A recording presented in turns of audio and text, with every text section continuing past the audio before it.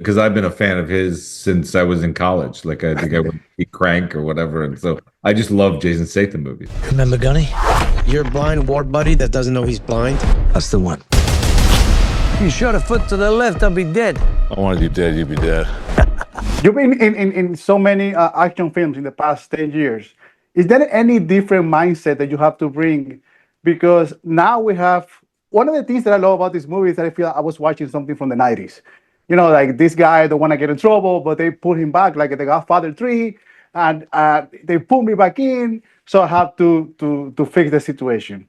Is any different mindset when you are with someone like Jason Statham and David Ayer that they have basically a career on this? I don't know if it's a different mindset. It's just an excited mindset. Like you go into, because I've been a fan of his since I was in college. Like I think I went to see Crank or whatever, and so I just love Jason Statham movies. So to be a part of it, really, what you want to do, at least for me, is you want to be a part of his world. You want to be part of his story. You want to support his story, and I think that's the only mindset difference. Is you're not going in there to create your own whatever. You're going in there to be the Obi-Wan Kenobi to his Luke Skywalker. What I wanted to do. So it is about a certain respect for what he wants to do, and a sort of deference to the fact that it's his movie, and you try to show up and do that.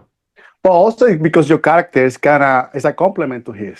You are the guy who basically give you the tools to do the job, but you're blind, but you have these skills that you also have, because it's a whole mystery behind. But I loved it, and that chemistry, because I didn't know that Sylvester Stallone also wrote the script, so it makes sense in some things. And how's that interaction that you create with Jason? Because we don't see you as much in action, but your interaction created a whole movie just itself.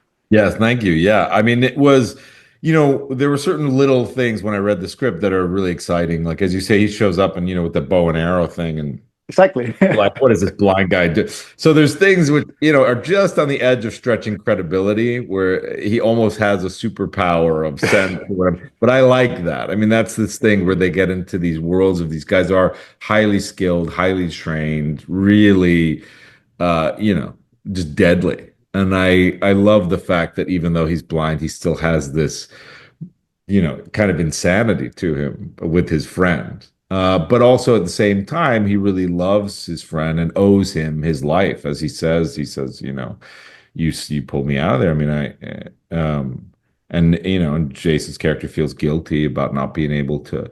But so there is this very complicated three-dimensional relationship between these two men, and this real deep bond and this deep love. And then they go in and it gives them a bunch of weapons. I mean, as you say, it has its own sort of movie to it. Exactly.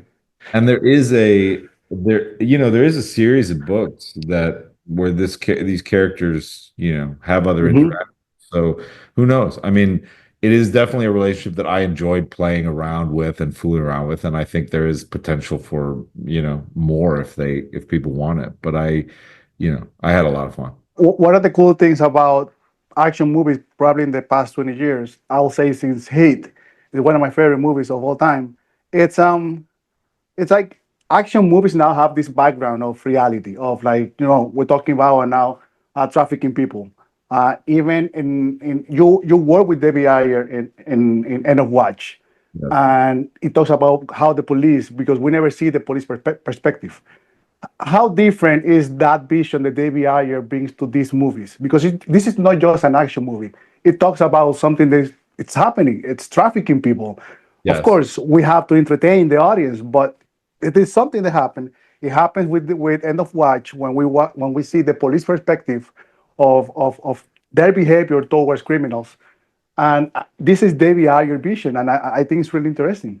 Yes, David is he's very dedicated to honoring the reality of all that stuff. I mean, to the point where sometimes I'm like, whoa, like, it's still like a Jason Statham movie, man. What are you doing? Like, but to him, it's very, very important that these men that do these jobs are honored in this way. And I think he is, as we go further, film does get more I don't know, what I see in general is like there is sort of more entertainment along the action thing, but David Ayer really is a stalwart of this, true to life.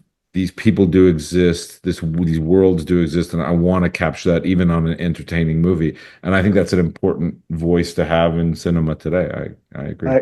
I agree. David, I'm really excited for what's coming to you this year. I'm looking forward for your projects, for everything that you have, and just congratulations, and I wish you the best, man. Thank you, Ruben. Appreciate it, man. Have a great day. You too.